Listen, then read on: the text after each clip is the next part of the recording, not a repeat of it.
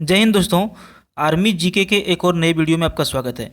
दोस्तों, जैसा कि आपको पता है, हम लोग प्रत्येक वीडियो में इसमें जो है 15 इंपॉर्टेंट जीके के प्रश्न को करते हैं, जिसमें से आपका टारगेट जो होता है 8 प्रश्न का सही आंसर करने का। ठीक है, यानी कि 15 में से आप 8 सही करते हैं तो आपके लिए परीक्षा की तैयारी बिल्कुल ठीक है, और नहीं कर पाते हैं तो आपको थोड़ा सा और मेहनत करने की ज़रूरत है। क्योंकि दोस्तों देखिए, आपको ये टैग पाने के लिए जो है कुछ भी करने के लिए तैयार रहना होगा। ठीक है, तो फिजिकल के साथ साथ आपको जो है रिटन परीक्षा का भी तैयारी करते रहना होगा। आपको बता दें दोस्तों कि ये हमारा जो है वीडियो नंबर 25 है, और अभी तक हम लोगों ने 24 वीडियो को जो है कंप्लीट कर लिया है। आपने नहीं देखा है तो इसका प्ले स्टोर में आपको वीडियो देखने के लिए मिल जाएगा। ठीक है, तो चलिए हम लोग शुरू कर लेते हैं पहला प्रश्न से। देखिए, पहला प्रश्न आपका क्या है कि इनमें से एक खरीफ फसल जो है क्या है। ठीक है, यानी कि 4 ऑप्शन आपके सामने दिए गए हैं: सरसों, धान, चना और गेहूं। इसमें से आपको छांटना है खरीफ फसल, इसमें से कौन सा है। ठीक है, तो आपका आंसर का हम इंतजार कर रहे हैं, देखते हैं कितने लोग सही आंसर करते हैं। तो चलिए देखिए, हम आपको बता देते हैं कि अगर यदि आप ऑप्शन बी लगा रहे हैं तो बिल्कुल आप सही हैं। धान जो है यह एक किस तरह का फसल है? खरीफ फसल है। आपको बता दें कि फसल जो है उसमें कैटेगरी बांटा गया है 3 तरह के कैटेगरी में। ठीक है, पहला जो आपका है वो खरीफ फसल है। ठीक है, दूसरा आपका रबी फसल आता है, और तीसरा आपका आता है जायद फसल। ठीक है, तो देखिए, खरीफ फसल छांटने का आपको एक तरीका बताते हैं। जितने भी खेती जो होता है जो बारिश के समय में होता है, कब होता है? बारिश के समय में जो खेतियां होती है वो आपका खरीफ फसल होती है।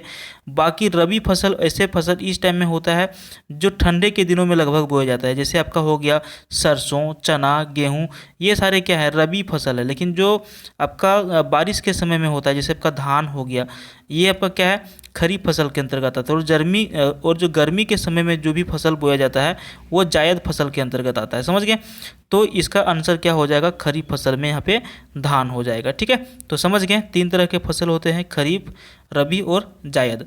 धान जो है यह एक खरीफ फसल है। ठीक है, चलिए अगला प्रश्न देखिए। शौचालय के उपयोग को बढ़ावा देने के लिए भारत सरकार द्वारा शुरू किए गए अभियान का नाम आपको बताना है। तो देखिए, शौचालय के उपयोग को बढ़ावा देने के लिए भारत सरकार द्वारा जो अभियान शुरू किया गया है उसका नाम है दरवाज़ा बंद। ठीक है, ऑप्शन बी यदि आप सोच रहे थे तो बिल्कुल सही थे। दरवाज़ा बंद जो है अभियान चलाया गया, जो भारत सरकार के द्वारा चलाया गया, जिसका मेन उद्देश्य क्या था? शौचालय के उपयोग को बढ़ावा देना, ताकि लोग खुले में शौच ना करें और यहाँ पे गंदगी ज़्यादा ना हो। समझ गए? चलिए अगला जो आपका प्रश्न है, इनमें से क्या बिना सिर के 1 सप्ताह या इससे ज़्यादा दिनों तक भी जीवित रह सकता है? तो देखिए, बहुत ज़्यादा इंपॉर्टेंट प्रश्न है। और 1 सप्ताह से अधिक बिना सिर के जो जीव जो है रह सकता है, कौन सा है? तो ऑप्शन हम लोग देख लेते हैं। ऑप्शन ए में आपका है मकड़ी, ऑप्शन बी में है तिलचट्टा, ऑप्शन सी छिपकली, या फिर ऑप्शन डी कैटरपिलर। तो आपको सही आंसर करना है। तो चलिए, इसका यदि आप आंसर बी लगा रहे हैं, तिलचट्टा लगा रहे हैं, तो बिल्कुल सही है। इसका सही उत्तर क्या हो जाएगा? ऑप्शन बी हो जाएगा। ठीक है, देखिए नेक्स्ट जो क्वेश्चन आपका है, इनमें से कौन सी भाषा भारतीय संविधान की 8वीं अनुसूची में शामिल है? ऑप्शन आपका सामने है: ब्रजभाषा, अवधी, डोंगरी, या फिर भोजपुरी।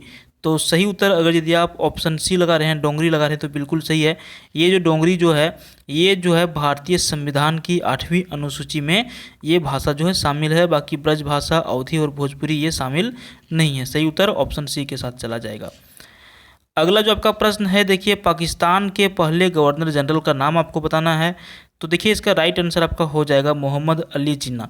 पाकिस्तान के प्रथम गवर्नर जनरल जो बने थे, मोहम्मद अली जिन्ना बने थे। सही उत्तर ऑप्शन बी लगा रहे थे आप, तो बिल्कुल करेक्ट थे। ठीक है, देखिए दोस्तों, आपको इसमें कमेंट करना है कि 15 में से आप कितने सही आंसर करते हैं, या फिर कर लेते हैं, या फिर आप इस वीडियो में कितने करेंगे।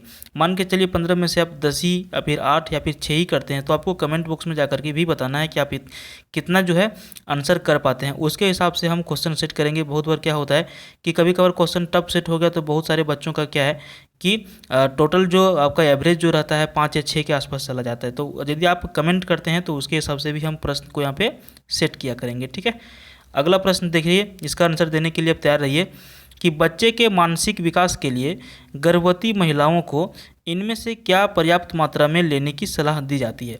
देखिए, कोई भी जो गर्भवती महिलाएं होती है ना, तो उस टाइम जो है बच्चे की जो मानसिक विकास को बढ़ाने के लिए सबसे अधिक मात्रा में क्या लेने की सलाह दी जाती है? तो सही उत्तर ऑप्शन बी होगा, आयोडीन की सही मात्रा लेने के लिए जो है यहाँ पे क्या होता है, सलाह देते हैं डॉक्टर, ताकि बच्चे की जो मानसिक विकास हो वो अच्छी तरह से हो सके।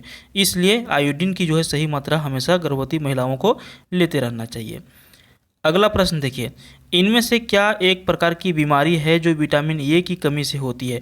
तो देखिए, विटामिन ए की जो कमी से बीमारी होने वाली है वो आपका नाइट ब्लाइंडनेस है। ठीक है, ऑप्शन डी यहाँ पर आपका बिल्कुल सही हो जाएगा।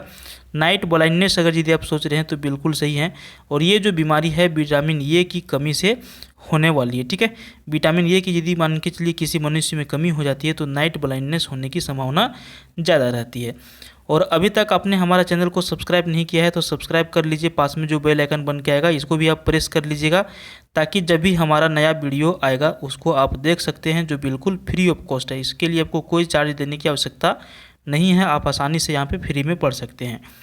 अगला प्रश्न की ओर चलते हैं। देखिए, इंडिया डिवाइडेड नामक पुस्तक की रचना किस स्वतंत्रता सेनानी ने की है? तो राइट आंसर ऑप्शन सी के साथ चला जाएगा, डॉक्टर राजेंद्र प्रसाद। ये जो डॉक्टर राजेंद्र प्रसाद थे इन्होंने लिखा था इंडिया डिवाइडेड नामक पुस्तक। अच्छा, डॉक्टर राजेंद्र प्रसाद का नाम आया तो आपको बता दें कि भारत के सर्वप्रथम जो राष्ट्रपति बने थे वो डॉक्टर राजेंद्र प्रसाद ही बने थे। और अगर यदि आपको पूछा जाए कि उपराष्ट्रपति कौन बने थे तो डॉक्टर सर्वपल्ली राधाकृष्णन प्रथम भारत के उपराष्ट्रपति और ये राष्ट्रपति बने थे। ठीक है, तो आपको इस क्वेश्चन का भी आंसर आपको याद रखना है। हालांकि इंडिया डिवाइडेड पुस्तक किन्होंने लिखा था, तो ये डॉक्टर राजेंद्र प्रसाद के द्वारा लिखा गया था। अगला प्रश्न का आंसर देने के लिए तैयार रहिए। देखिए, अगला प्रश्न क्या है कि एक स्टैंडर्ड कंप्यूटर कीबोर्ड का आम तौर पर सबसे लंबा बटन कौन सा है? देखिए, कंप्यूटर अब जो हो गया आम चीज़ हो गया, हर जगह आपको कंप्यूटर देखने के लिए मिलते हैं।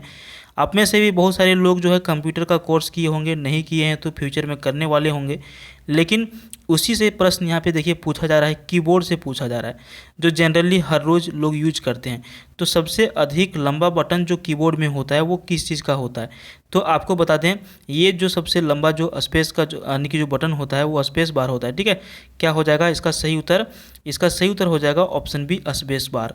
स्पेस बार क्या होता है? मान के चलिए हम लोग कोई एक वर्ड लिखें, जैसे मान के चलिए हम लोग एक वर्ड लिखें एप्पल, और इसके बाद हम लोग यहाँ पे बीच में जो छोड़ते हैं फिर अगला जो वर्ड लिखेंगे, तो इसको छोड़ने के लिए जो जिस बटन का प्रयोग किया जाता है वो होता है आपका स्पेस बार। ठीक है, और ये सबसे अधिक लंबा होता है पूरे कीबोर्ड में। चलिए, उम्मीद है कि आप इस प्रश्न का आंसर समझ गए होंगे। अगला प्रश्न देखिए, अर्थव्यवस्था के संदर्भ में प्रत्यक्ष और अप्रत्यक्ष, इससे आप क्या समझते हैं? ठीक है, इनमें से क्या होता है? तो देखिए, जहाँ पे इकोनॉमिक्स की बात आता है, अर्थव्यवस्था की बात आता है, तो यदि ये प्रत्यक्ष और अप्रत्यक्ष की बात होता है तो आपको एक ही चीज़ ध्यान में रखना चाहिए, टैक्स। ठीक है, यानी कि टैक्स का हिंदी कर और हिंदी इसका अंग्रेजी क्या होगा? टैक्स हो जाएगा। तो प्रत्यक्ष और अप्रत्यक्ष की यदि बात आवे तो आपको सीधा आंख बंद करके कर का आंसर कर देना है। ठीक है, यानी कि ऑप्शन ये। अगला प्रश्न देखिए, इनमें से कौन सा मसाला वास्तव में सूखी पत्तियां होती है?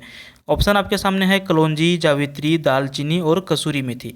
तो आप इस ऑप्शन को देखिए और एक बार रिमाइंड करिए कि कौन सी मसाला जो है जो वास्तव में सिर्फ कुछ होता नहीं है, सूखी पत्तियां होती है। तो देखिए, राइट आंसर अगर यदि ऑप्शन डी लगा रहे हैं तो बिल्कुल सही है। कसूरी मेथी जो है ये क्या होती है? कुछ नहीं होती है, बस ये क्या होती है? सूखी पत्तियाँ होती है। बाकी दालचीनी जो है ये पेड़ की छाल से प्राप्त होते हैं। ठीक है, चलिए अगला प्रश्न देखिए, किस शहर का नाम बदलकर गुरुग्राम रख दिया गया है? यानी कि पहले कुछ दूसरा नाम था, अब इसको बदल के गुरुग्राम कर दिया गया है। तो ऑप्शन देखिए, किस जगह का नाम बदला गया है? ऑप्शन पहला है गुड़गांव, ऑप्शन बी है गंगानगर, ऑप्शन सी है गुवाहाटी और ऑप्शन डी है गंगटोक। तो किसका नाम बदला गया है? गुरुग्राम कर दिया गया है। तो सही उत्तर आपका हो जाएगा ऑप्शन ये, गुड़गांव। ठीक है, इसका नाम जो है बदल करके अब क्या कर दिया गया? गुरुग्राम कर दिया गया है। अगला प्रश्न देखिए, इन भारतीय प्रधानमंत्रियों में से कौन सा आज के गुजरात में पैदा हुआ है? ठीक है, तो ऑप्शन आपको सामने यहाँ पे दिखाई दे रहा है। यहाँ पे मोदी का ऑप्शन नहीं है, इसलिए अब मोदी में ज़्यादा दिमाग नहीं लगाइएगा। ऑप्शन पहला आपका है मोरारजी देसाई, ऑप्शन बी है चौधरी चरण सिंह, ऑप्शन सी है इंद्र कुमार गुजराल और ऑप्शन डी है गुलजारी लाल नंदा। तो इनमें से चारों में से कौन से प्रधानमंत्री ऐसे हैं जिनका जन्म कहाँ पर हुआ था? गुजरात में हुआ था। तो सही उत्तर आपका हो जाएगा ऑप्शन ये, बिल्कुल सही हो जाएगा। मोरारजी देसाई जो है ये जो है क्या है कि एक ऐसे प्रधानमंत्री थे जिनका जन्म कहाँ पर हुआ था? गुजरात में हुआ था। कहाँ पर? गुजरात में हुआ था। ठीक है, चलिए अगला प्रश्न की ओर बढ़ते हैं। 14 नंबर प्रश्न है कि इन तीर्थ स्थलों में से कौन सा समुद्र के सबसे निकट है? चार ऑप्शन आपके सामने दिए गए हैं जो तीर्थ स्थल हैं और सबसे यानी कि समुद्र के जो सबसे निकट हैं वो कौन सा है, ठीक है। तो देखिए वो आपका जो हो जाएगा, सही उत्तर आपका हो जाएगा द्वारका। क्या हो जाएगा, सही उत्तर द्वारका हो जाएगा, ठीक है। और ये जो है समुद्र के सबसे निकट में स्थित है। अगला प्रश्न देखिए, क्षेत्र के मामले में दक्षिण भारत का सबसे बड़ा राज्य कौन सा है, यानी कि दक्षिण भारत का सबसे बड़ा जो राज्य है एरिया के दृष्टिकोण से वो कौन सा है। तो देखिए इसका राइट आंसर आपका हो जाएगा ऑप्शन ए, कर्नाटक जो है दक्षिण भारत में सबसे बड़ा राज्य है। और अभी आईपीएल का समय चल रहा है और आप लोगों में से बहुत सारे लोग जो है आईपीएल के दीवाने होंगे, देखते होंगे, तो उसी से प्रश्न यहाँ पे पूछा जा रहा है। हालांकि इस सीज़न का इसमें जो है बिल्कुल भी कोई भी डेटा शामिल नहीं है। इसको ध्यान में रखिएगा कि आईपीएल में कौन से खिलाड़ी सबसे अधिक छक्के मारने वाले रिकॉर्ड को और सबसे ज़्यादा व्यक्तिगत स्कोर के लिए रिकॉर्ड रखता है, ठीक है। यानी कि सबसे अधिक जो है छक्के मारे गए हैं आईपीएल में किस खिलाड़ी के द्वारा। ऑप्शन हम लोग देख लेते हैं, बेन स्टोक्स, विराट कोहली, रोहित शर्मा और क्रिस गेल। तो राइट आंसर आपको बताना है, तो राइट आंसर आप हमें कमेंट करके बताइएगा या फिर हम ही बता दें। चलिए हम ही बता देते हैं, इसका राइट आंसर आपका हो जाएगा क्रिस गेल, ठीक है। सबसे अधिक छक्के मारे हैं और सबसे अधिक व्यक्तिगत स्कोर भी इनका है। तो इस वीडियो में हम लोगों ने टोटल 16 प्रश्न को किया। उम्मीद है कि आपको ये वीडियो अच्छा लगा होगा। चैनल को अपने सब्सक्राइब नहीं किया है तो कर लीजिए और अधिक वीडियो देखने के लिए, ठीक है। चलिए मिलते हैं फिर किसी दूसरे वीडियो में, तब तक के लिए बाय, जय हिंद।